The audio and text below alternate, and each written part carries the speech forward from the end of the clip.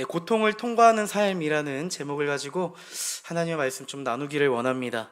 여러분들은 사람들에게 내가 어떻게 기억되길 원하십니까? 어떠한 사람으로 기억되기를 원하십니까? 모든 사람들은 사람들에게 좋은 사람으로 기억되고 추억되고 그렇게 회자되고 이야기되기를 원하는 것이 사람의 마음일 거라고 생각합니다. 때로는 사람들이 나를 좋지 않게 보고 기억한다고 생각하면 너무 괴롭고, 내 지난 날을 돌아보면 내가 어떠한 실수를 했고 내가 어떠한 과오를 저질렀는가 뒤돌아볼 때도 있습니다. 내가 아주 힘든 시기를 지나고 있는데 우연치 않게 나에 대한 좋은 기억들을 나눠주고 나에게 감사를 표현해주는 그런 사람들을 만날 때, 내가 인생을 정말 허투루 산 것은 아니구나, 내가 정말 힘들고 어려운 시기를 지나며 이렇게 살아온 동안에 다른 사람들에게 유익이 되기도 하고 또한 내가 그 사람들에게 행복을 주기도 했구나, 좀 이런 생각을 하게도 되는 것 같습니다.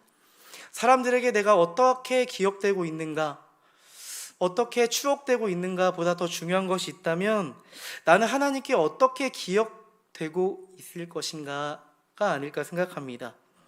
우리의 삶이 맞춰지고 주님 앞에 돌아가게 된다면 이 땅에서 살았던 아주 무수한 시간들을 회자하며 추억하며 하나님과 이야기하고 추억하게 될 시간이 있지 않을까 생각이 듭니다. 이 땅에서의 삶이 언제 맞춰질지 모르겠지만 이 땅에서의 삶을 마치고 주님 앞에 돌아가서 우리의 삶을 추억한다고 했을 때 어떠한 마음이 드실 것 같습니까? 저는 한번 이 질문을 생각하면서 저 홀로 지난 날을 추억해 보니까 너무 흑역사가 많은 것 같아요. 감추고 싶은 기억들. 네. 어떻게 이상한 게 하나님 앞에서 의롭게 정말 내가 잘했던 자랑스러운 모습보다 부끄럽고 감추고 싶은 이불 속에서만 생각나는 그 생각들 있지 않습니까? 그것만 떠오르는 거예요. 그래서 섬뜩하기도 했습니다.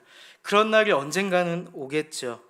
오늘 함께 나누게 될 이 말씀은 한 사람에 대한 기억, 한 사람에 대한 평가, 한 사람에 대한 하나님의 평가, 하나님의 기억이 아주 자세하게 기록되어 있는 말씀입니다. 여러분이 잘 아시는 욥인데요. 욥이 살았던 시대는 정확하지 않습니다. 또한 욥이 거주하고 있던 우스라는 지역도 정확히 어떠한 위치에 있는지, 또한 이 우스라는 지역에 대한 정보는 정확하지 않습니다. 아무래도 욥이 살았던 시대와 지역에 대한 이야기를 미지의 영역으로 둠으로써 이 욥과 또한 욥의 삶을 통해서 하나님께서 우리에게 주고자 하는 메시지에 주목하게 하기 위해서 그렇게 하지 않았는가 생각합니다. 욥기가 시작하자마자 몇 가지 키워드를 통해서 욥이 어떠한 사람인지 알려주는데요. 욥기 1장 1절에 들어서자마자 욥이 어떠한 사람인지 말씀하고 있습니다. 우스 땅에 욥이라는 사람이 있었는데 그 사람은 온전하고 정직하여 하나님을 경외하며 악에서 떠난 자더라 라고 이렇게 이야기합니다.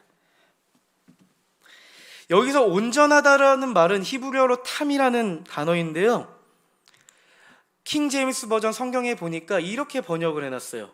Man was perfect. 그는 완벽하다. 네, 완벽한 사람이다. 네. 첫 단어, 욥을 평가하는 그 첫 단어가 완벽하다는 거예요. 또 그 다음 단어가 정직하다인데요, 올곧다라는 의미를 가지고 있어요. 아주 올곧은 사람입니다. 아주 올곧은 사람입니다. 죄에 대해서, 의에 대해서 아주 올곧은, 하나님의 뜻에 대해서, 하나님의 뜻이 아닌 것에 대해서 아주 올곧은 기준을 가지고 있는 그런 민감한 사람이었습니다. 또 한 가지는 하나님을 경외하는 자다. 네. 영어 성경을 또 보니까 그는 하나님을 두려워하는 자다. 하나님을 존경할 뿐만 아니라 하나님을 두려워하는 자다. 그가 행동하는 것마다 하나님을 존중하고 하나님을 두려워하는 그 모습에서 기인한 행동들이 있었다. 또한 악에서 떠난 자라고 개역개정은 성경은 기록하고 있는데, 또 다른 성경을 보니까 악으로부터 끊임없이 피하려고 하는 그런 성질을 가졌다라고 이야기합니다. 그게 욥이었다고 평가를 하는데요. 또한 욥은 우스라는 지역에서 리더였습니다. 족장이었습니다. 또 자녀는 7남 3녀를 가졌어요. 아주 많은 자녀를 낳았고, 재산도 성경에 보니까 양 7,000마리, 낙타 3,000마리, 소 500결이, 암나귀 500마리, 종도 무수히 많았다고 이렇게 기록하고 있습니다. 또한 욥은 이 동방 지역에서 가장 훌륭한 자였다.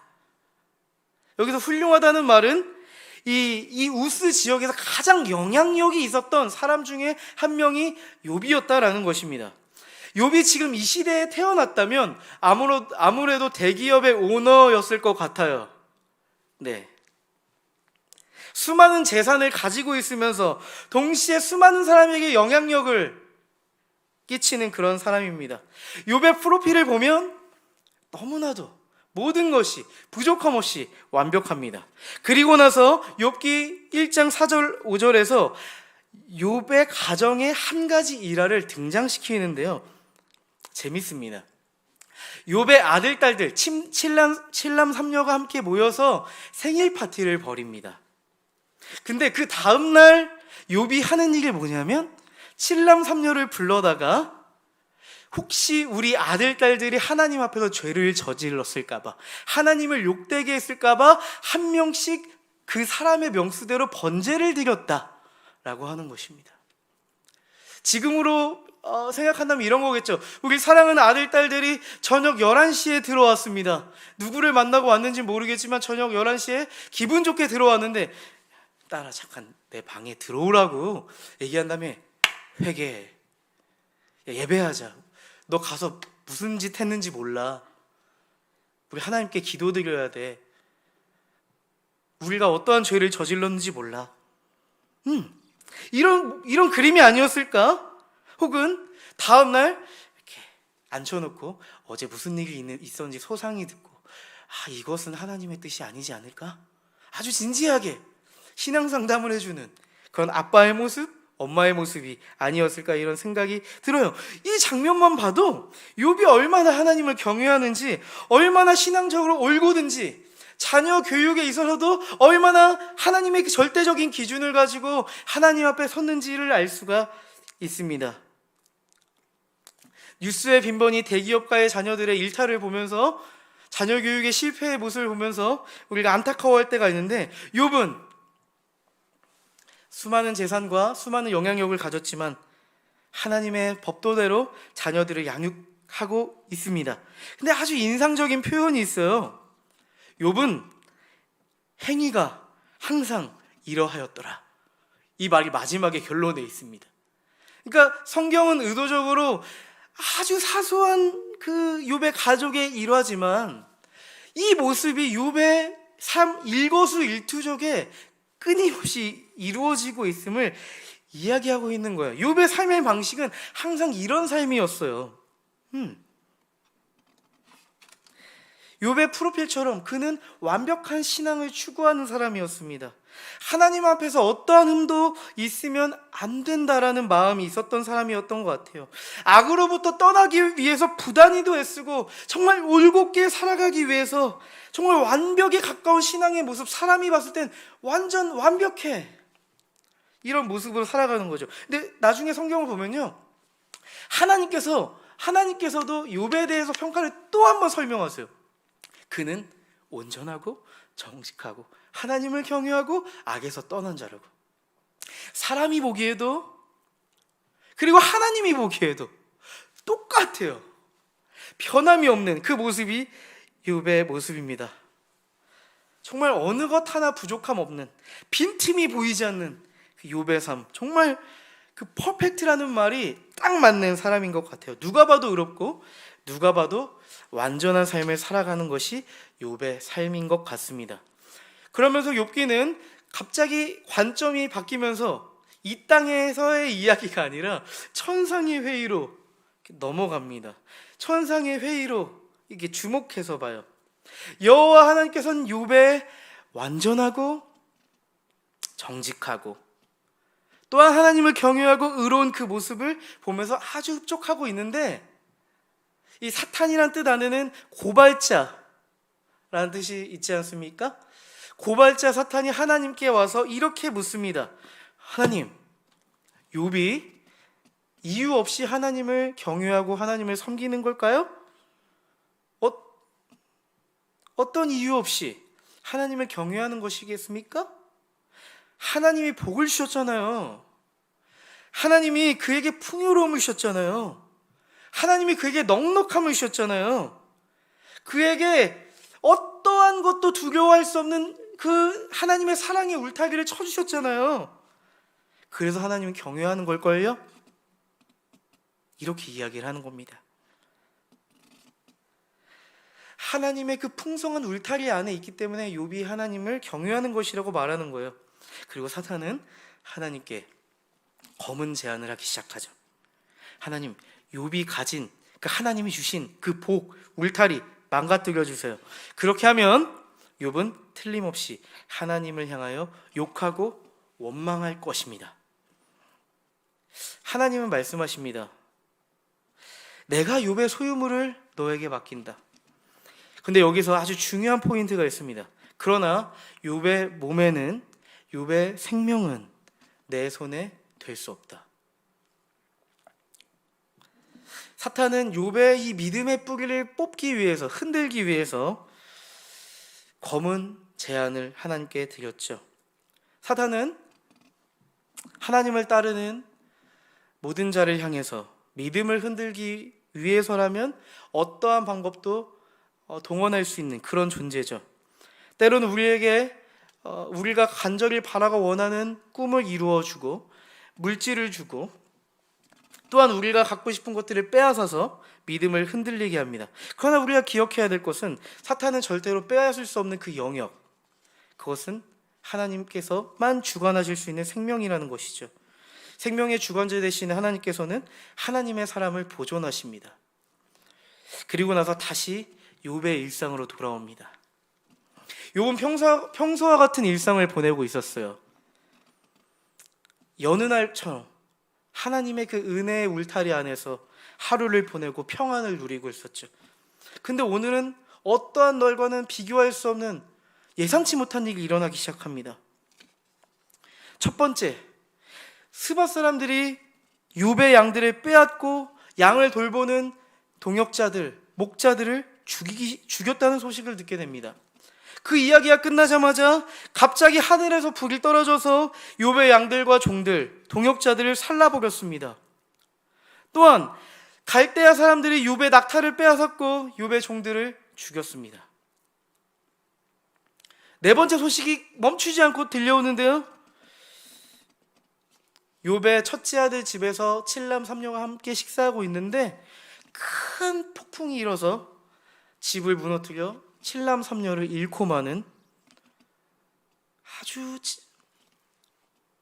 말할 수 없는 재앙이 그의 인생 가운데 일어났습니다. 욥은 감당할 수 없는 고난 때문에 너무 감당할 수가 없어서 겉옷을 찢고 머리털을 밀고 하나님 앞에 엎드렸습니다. 그리고 하나님을 예배했다고 말을 해요. 모든 것을 다 잃고 자녀도 잃고 소중한 삶의 울타리들을 하나하나 잃은 욥이 하는 고백은 아까 우리가 불렀던 찬양입니다. 주 이름 찬양이라는 이 찬양을 인용한 말씀입니다. 욥기 1장 21절, 욥기 1장 21절, 22절의 말씀인데요. 함께 다시 한번 읽어보면 좋겠습니다. 읽어보겠습니다. 시작.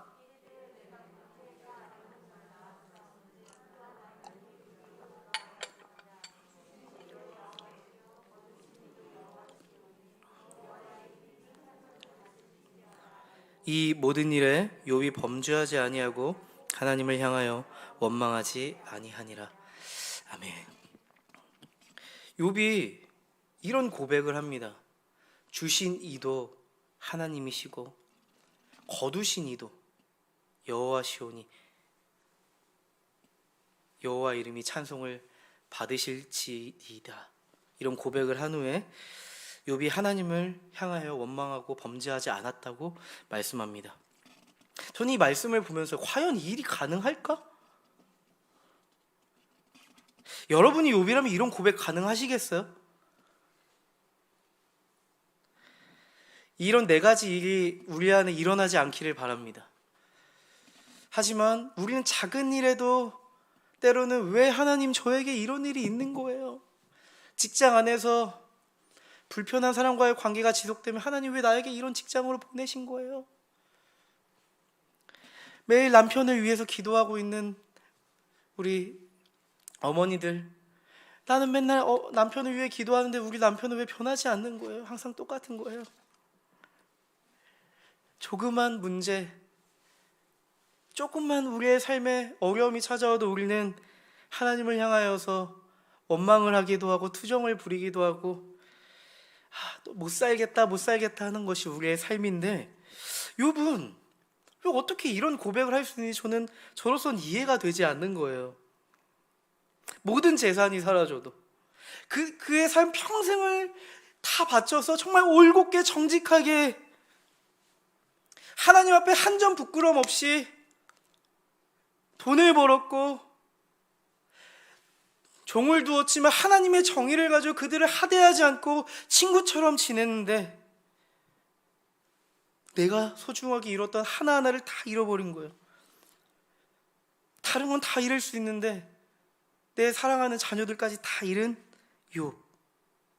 근데 그는 결코 하나님을 원망하지 않습니다. 사탄은 멈추지 않고 하나님께 다시 찾아갑니다. 하나님, 시험이 좀 약했던 것 같아요. 요 정도 가지고는 욥이 흔들리지 않는 거 보니까 이건 여기서 멈추면 안 될 것 같습니다. 그의 몸에 질병이 생기면, 그의 몸을 고통스럽게 하면 하나님을 원망하고 하나님을 욕할 것입니다.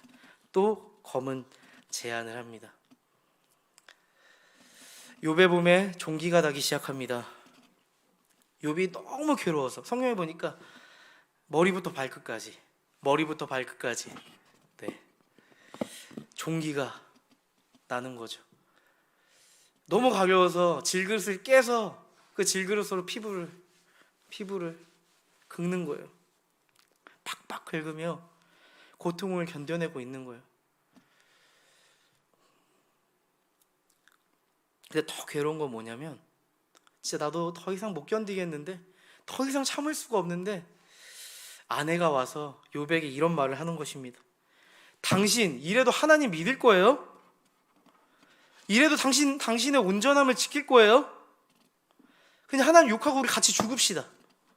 이렇게 살 바에 우리 그냥 하나님 버리고 그냥 죽읍시다. 이런 얘기를 하는 거예요. 이 정도 됐으면 정말 내가 인생 살아야 되나 말아야 되나 여기까지 오고, 하나님이 정말 저한테 이러시면 안 되는 거예요. 저 어떻게 산지 아시잖아요. 이런 고백해도 될 정도라고 생각하는데요. 근데 욥은 이렇게 얘기합니다. 욥기 2장 10절의 말씀인데요. 읽어보겠습니다. 시작. 그가 이르되 그대의 말이 한 어리석은 여자의 말 같도다. 우리가 하나님께 복을 받았은즉 화도 받지 아니하겠느냐 하고 이 모든 일에 욥이 입술로 범죄하지 아니하니라. 이게 사람의 말입니까? 네, 예수님보다 더 예수님 같은 말을 욥이 하고 있습니다. 이 모든 일에 욥이 범죄하지 않고 아내 왜 이렇게 어리석냐고, 우리가 하나님께 복을 받았은지 화도 하나님께 받지 않겠냐고 이렇게 얘기를 하는 거예요. 정말 완벽한 신앙이지 않습니까? 너무 완벽해요. 고통과 고난이 찾아올지라도 하나님을 향한 믿음을 저버리지 않는 완벽한 신앙과 삶을 가지고 있습니다.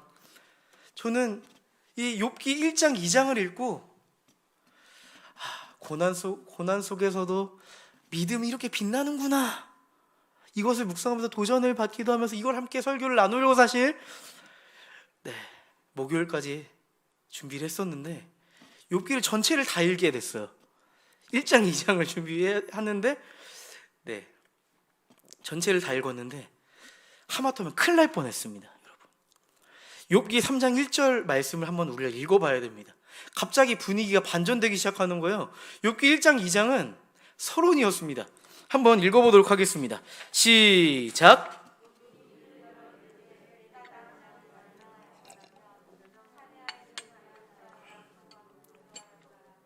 나에게는 평온도 없고 안일도 없고 휴식도 없고 다만 불안만 있구나. 네, 읽어보겠습니다. 그 후에 입을 열어 자기의 생일을 저주하니라.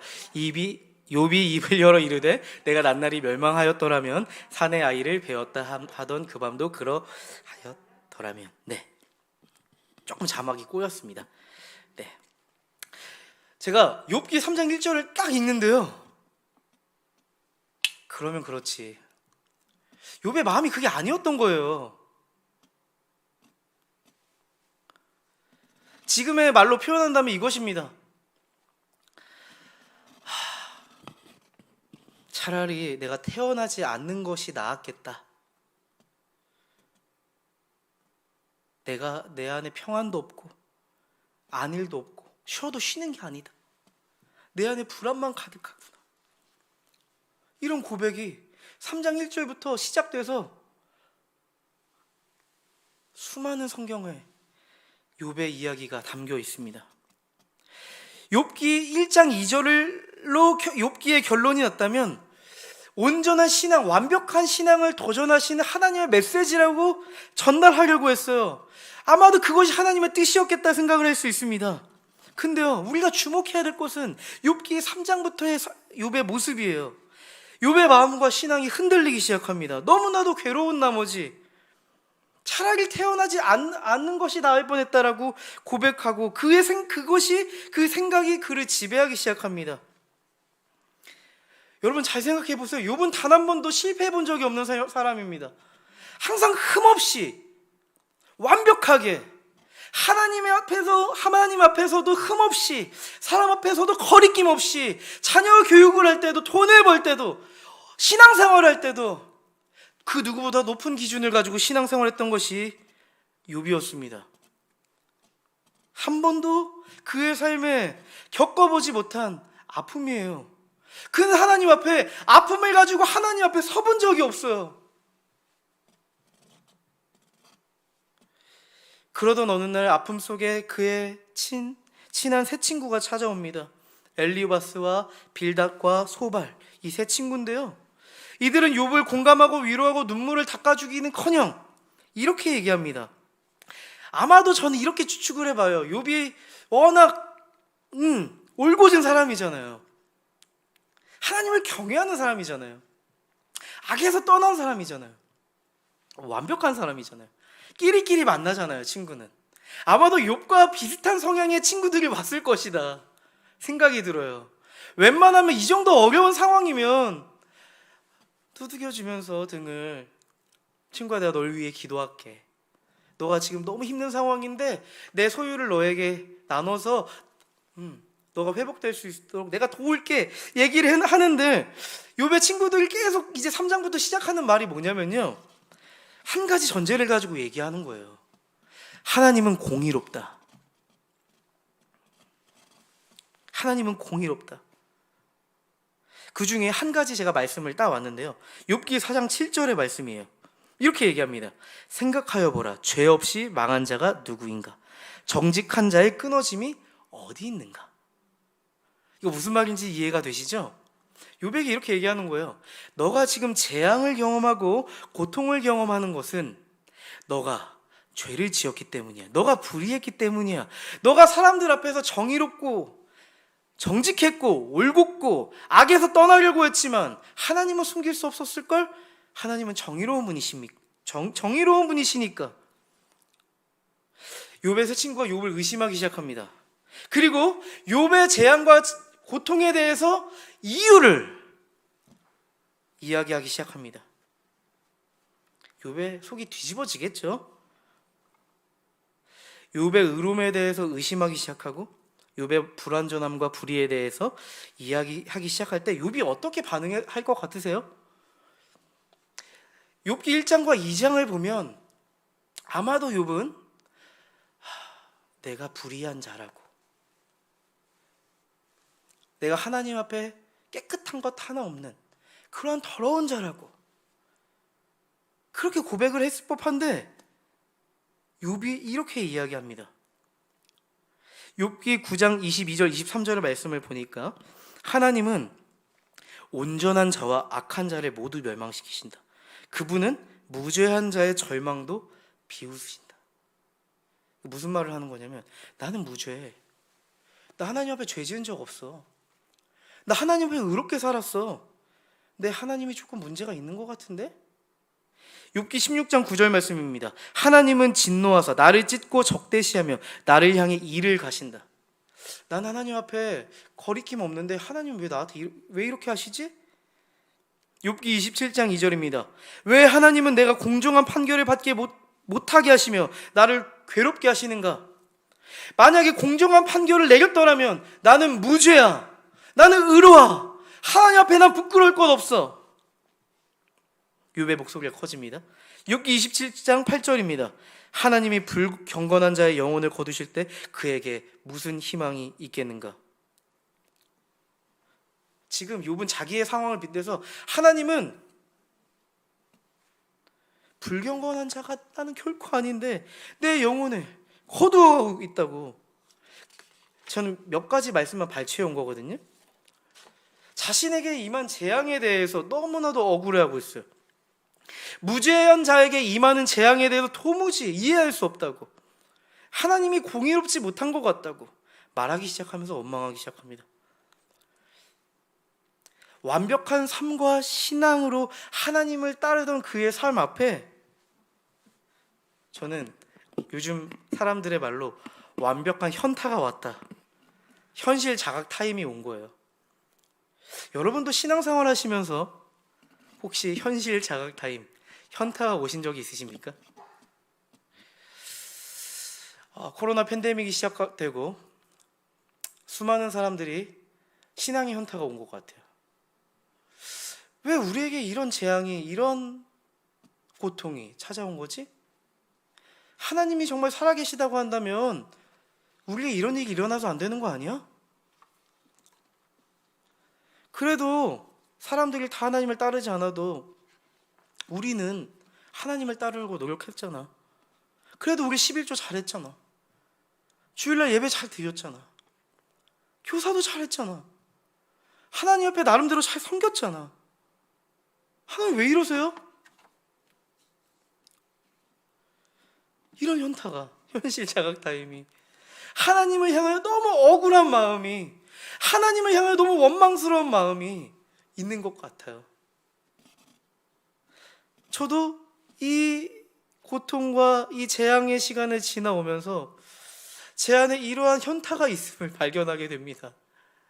하나님 왜 이러세요?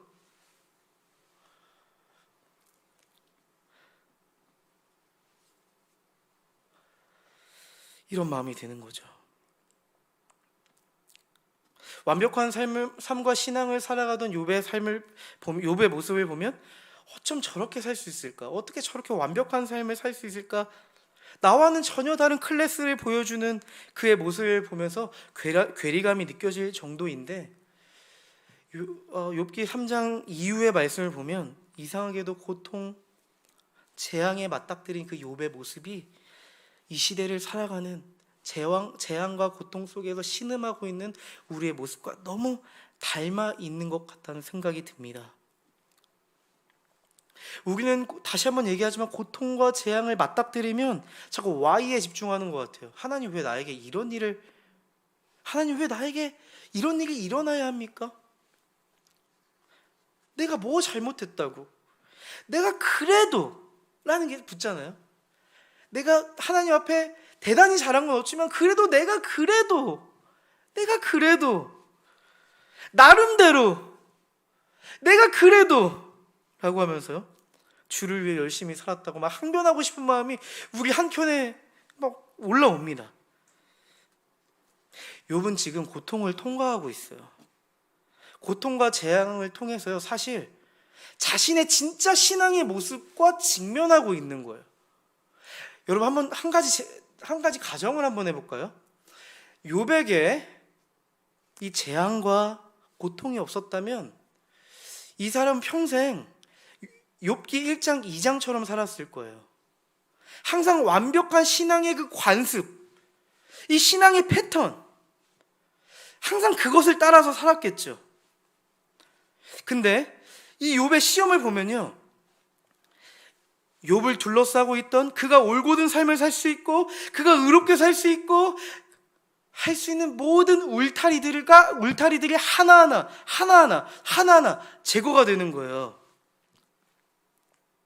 근데요, 마지막 울타리 하나가 뭐였냐면, 욥이 어떤 상황에서 욥이 하나님을 원망했고 범죄했는가를 보면요, 그가 사람들 앞에 가지고 있었던 그 의로움의 평가, 하나님 앞에서도 내가 의롭다라고 하는 그 주장들, 그것이 깨어지고 내가 여태까지 쌓아왔던 나의 업적들, 어떻게 보면 자기 의가 하나님의 의 앞에 하나님의 의를 무찔러 버리는 아주 어리석은, 올곧은 사람이었지만 자신의 올곧음에 의해서 하나님을 굴복시키는 그런 모습, 그것이 욥의 마지막 울타리였습니다. 어쩌면 우리에게도 이 마지막 울타리가 이제 남았는지 모르겠습니다. 코로나 팬데믹이 지속되면서 우리 안에 신앙의 민낯들을 보기 시작했고, 마지막 울타리가 우리를 아슬아슬하게 버티게 하고 있을지 모르겠어요. 이제 이것만큼 걷어가시면 하나님 저 섭섭해요. 나 하나님 떠날지도 몰라요. 나 하나님 진짜 원망할지도 몰라요. 내 여태까지 그래도 하나님 위해서 이렇게 살았는데 하나님 곤란해요. 이 최종적인 울타리, 하나님조차도 건들 수 없는 영역이 우리 안에 있는지 모르겠습니다. 누군가는 이렇게 얘기하더라고요. 신앙생활도 돈이 있어야 하는 것이라고. 그분은 돈이 그분에게 울타리가 되겠죠. 하나님께서는 욥이 머물러 있던 그 최고의 삶, 완벽주의적인 그 삶이 전부가 아니라는 것을 이 고통을 통과하면서 가르쳐 주고 계세요.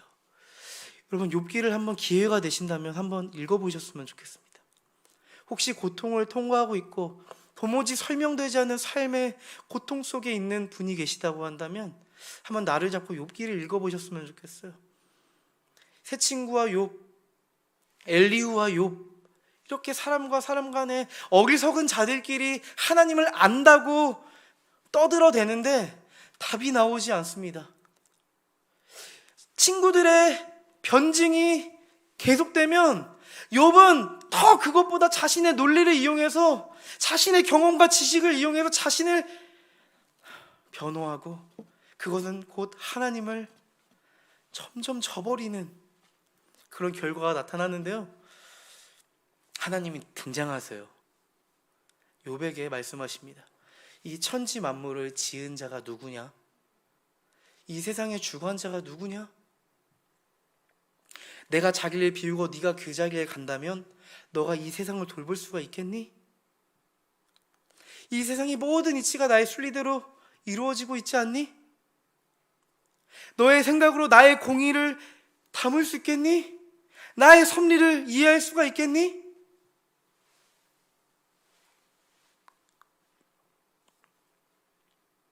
이렇게 말씀하십니다. 여러분, 우리는 정말 우리의 삶에 놓인 재앙과 고통에 취약해요. 이 고통과 재앙에 놓이면 다른 살 길을 찾아보려고 하는 우리가 기존에 들어놓았던 보험들을 샅샅이 뒤지기 시작합니다. 하나님 없어도 내가 돌파할 수 있는 경험들을 의지하기 시작합니다. 잽싸게 다시 나를 방어해야 되기 때문에 울타리를 다시 만들어 놓습니다. 스스로 그 문제를 해결해 보려고 하는 거죠. 어쩌면 엄밀히 따지면 하나님 앞에 기도하는 모습도 우리의 삶을 보험을 들어놓으려고 하는 간악한 모습이 우리 안에 때로는 있기도 합니다.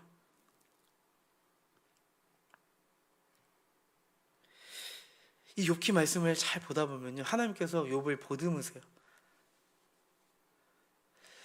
욥이 하나님 앞에서 1장, 2장에서 정말 의롭고 올곧고 정말 완벽한, 정말 흠이 없는 그 모습, 그것을 하나님께서 기뻐하실 것 같은데, 이 고통과 재앙 속에서 욥이 씨름하고 그 안에 더러운 것이 다 터져 나오고 하나님 앞에 진짜 정직하고 어린 아이와 같은 모습.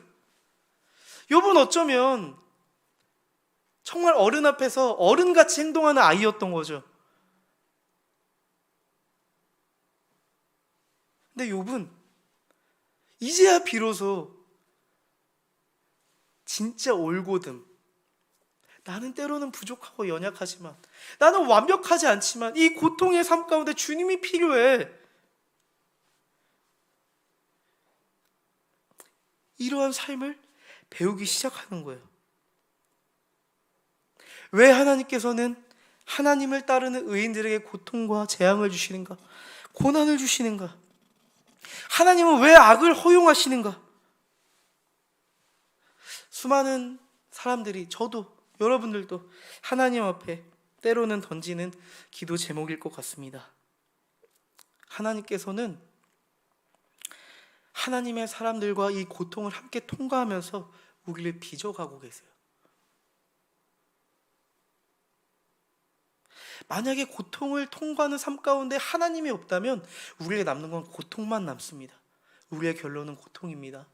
하지만 고통의 삶을 통과하는 과정 가운데 하나님과 함께하고 하나님과 풀어가는 그 과정이 있다고 한다면 우리는 하나님의 은혜로 보듬어 가는 과정을 보게 될 것입니다.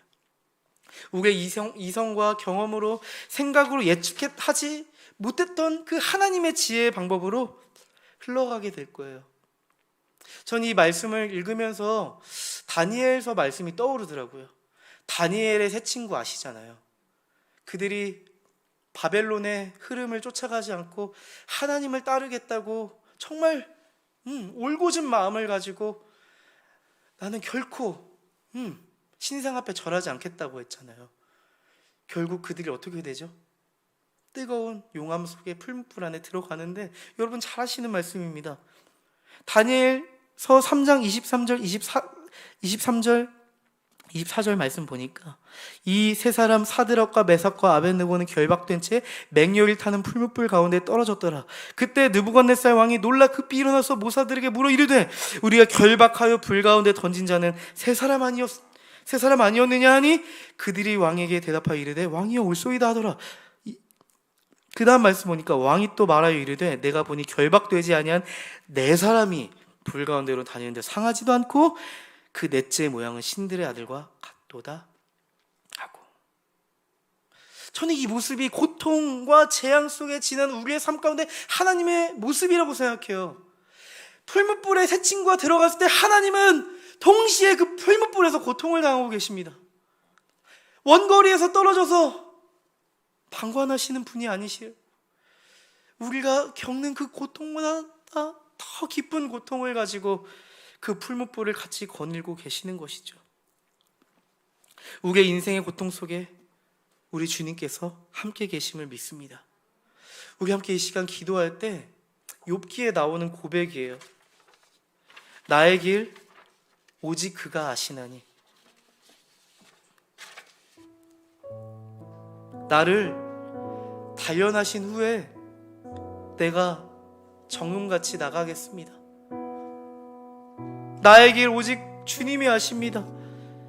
내가 이전에 완벽한 삶을 살려고 노력했었지만은 주님, 진짜 나를 주님이 아십니다. 주님, 이 어두움의 시간들을 통해서 나를 만들어 주십시오. 내 안에 불순물들을 제거하시고 나를 정금같이 나오게 하십시오. 이 욥의 마음을 가지고 함께 찬양하며 기도하면 좋겠습니다.